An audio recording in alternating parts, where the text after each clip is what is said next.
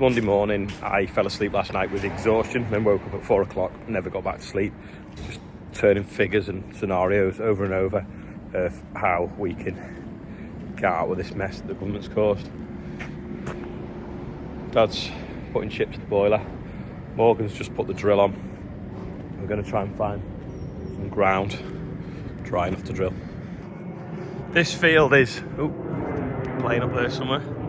This field is dry, not perfect, but no rain forecast for 5 or 6 days, so we'll get it sown. Morgan's got some wheat in the back of the drill. We're just going to empty the front hopper, put a few slug pellets in it because there's been quite a lot of slug pressure.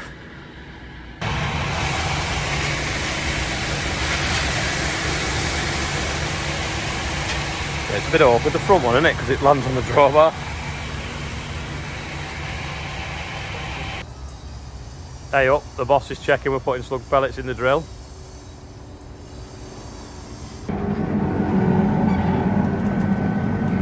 On the quad track, I'm going to go and try some of that field where it's flooded, see if I can work it a bit further down towards the flood. It's a pretty dull day, you can see by the fact that the lights on a dust storm sensor haven't turned off yet, and it's gone 9 o'clock in the morning. Well, so far it's doing it. Taking out that surface compaction caused by the weight of the water.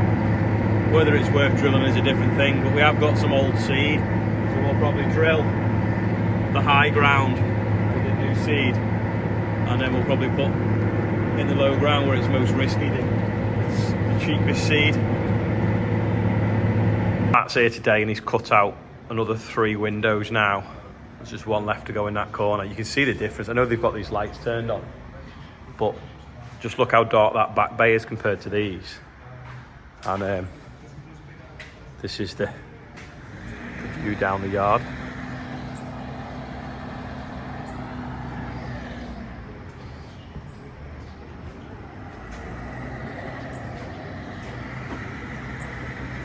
John!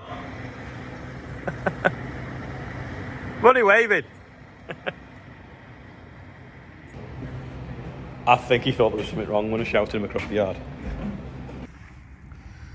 This SFI is coming into flower now. We've got the mustard there, the buckwheat, the linseed's coming on a bit. I think the slugs have pretty much grazed most of the sunflowers. There's some of the clover. Anyway, you can't see, but we've just sowed some wheat underneath it. You see these lines here between the rows? That is wheat now growing. Well, hopefully it's going to grow if the slugs don't eat it. And we'll have SFI for the birds to eat, and then have wheat underneath, and in the spring we'll knock out these broad leaves if the frost and the winter doesn't kill them off. There's a sunflower that the slugs haven't had. This is good soil, yeah. I'm just showing Brett round. Brett from Newcastle, man. I stopped to show him Bill and Joe's. This was what did I just say it was? A legume fallow mix last year, and they've drilled wheat into it a month ago. And we've had all that rain, and there's still these amazing rows of wheat coming up. You've obviously got a bit of buckwheat volunteers and Phacelia, but yeah, it looks good. And where we were, you know, I was top down in when they were digging spuds the other week, and not top down, I keep calling it top down, Toronto. And I got to here and they were still digging. Look at the ducks now.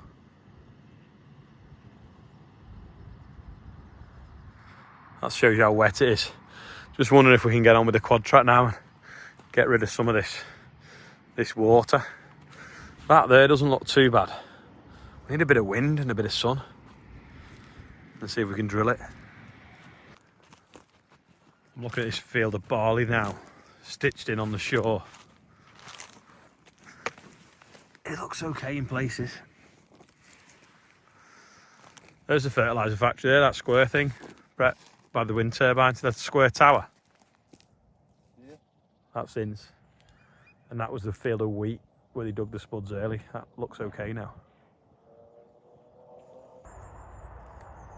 hear all the birds, can't you? They must be eating all this. So you've got buckwheat there that's seeded, Phacelia, mustard. Brett's just off now. I used to be on the National Crops Board with Brett for 5 or 6 years, and he lives up in Newcastle. So he's never been down here. I'm going up there actually doing a talk for them. I think the Tyne Grain AGM at the end of November. So his wife's at a conference in Liverpool, so they come up last night, and then while she's been at the conference, he's had a farm tour, and we've been looking at all the SFI and all the different things. Windows are still going in over there as well. We'll go and have a look at that in a bit. There's still one bay to go, is there? No, you said there's no bed. What, is there no window for that one? You said there's going to be the theatre room or whatever you Oh no, there's a window for it, I think. What's your orders? We'll have to count up. I thought there was. Or maybe I didn't put one in that end because it was going to be dark for a projector. But yeah, look at this. That clean that you can see right through. Oh, tubes and tyres have been here fixing a tractor. It's like working on the railway, all that orange.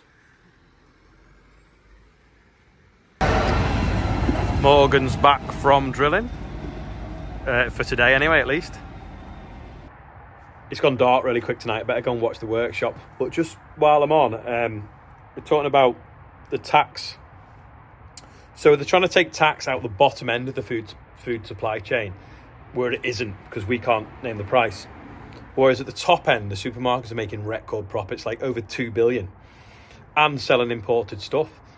So Martin was quite right in saying, I'd said about taxing the supermarkets at a different rate. If you've got more than 10 stores or 20 stores and you sell like food or basic items, you should pay a different rate tax and then claw a bit back.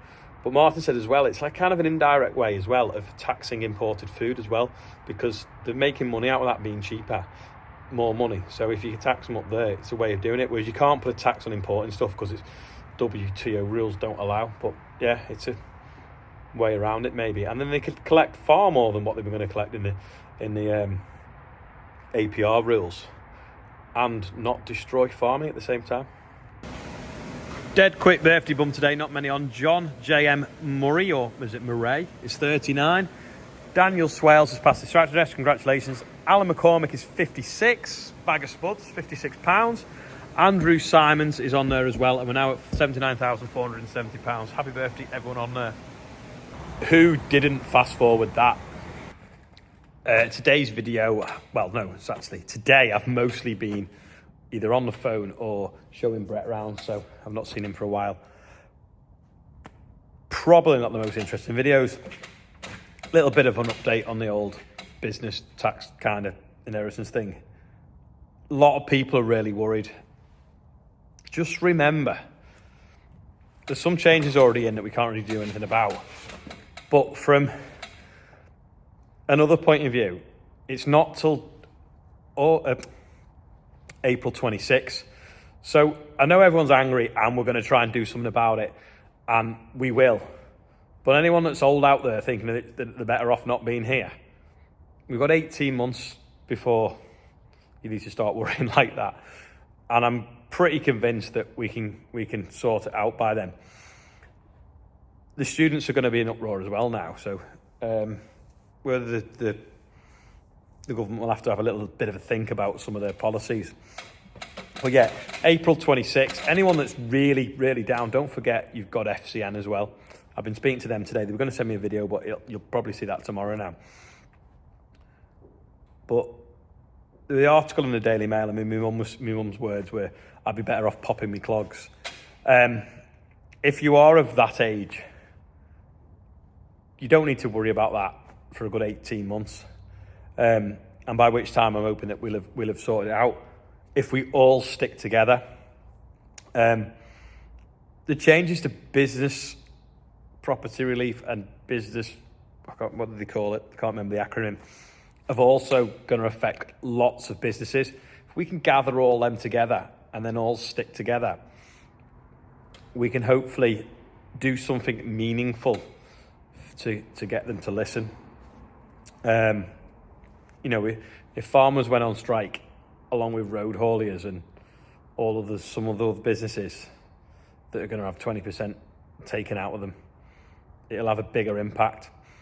So watch this space. There's lots going on. We've obviously got this thing in London on the 19th. We don't want it getting out of hand.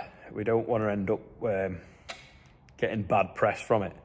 A massive amount of people there will obviously be hugely impactful.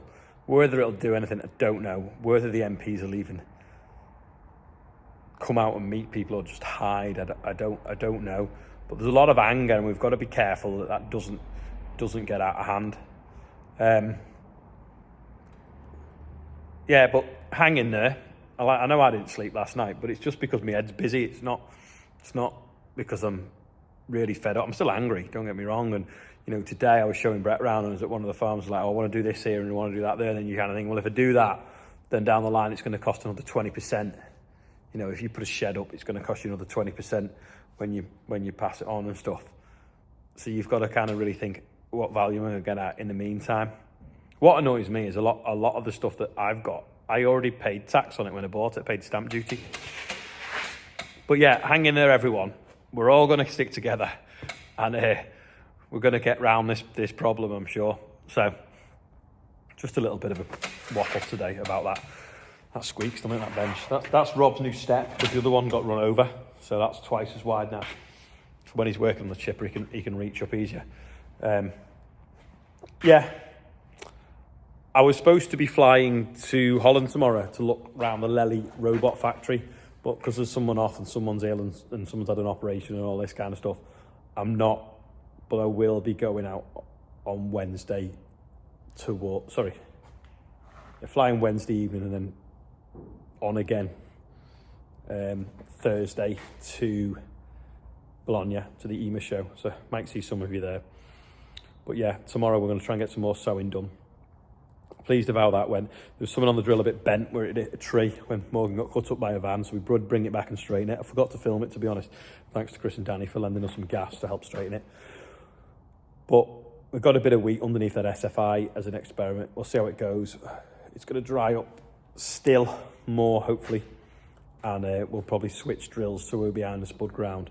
We'll use the Claydon because we can kind of carry it a bit and it might not sink in as much because it's so loose than the Horsch will. So, and we'll also get an extra leveling effect from that after the Toronto's been over. Then with that, it'll make it better still. Bit like what you'd call a combi drill kind of setup.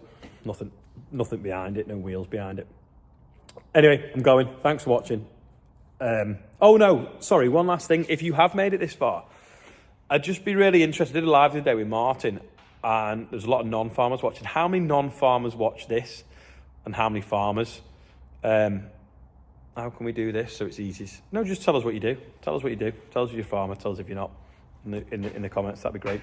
I'm going to go now, edit what you've just watched, and then I'm doing a radio show in New Zealand at 10 o'clock tonight, which is 11 o'clock their time. Right, bye for now.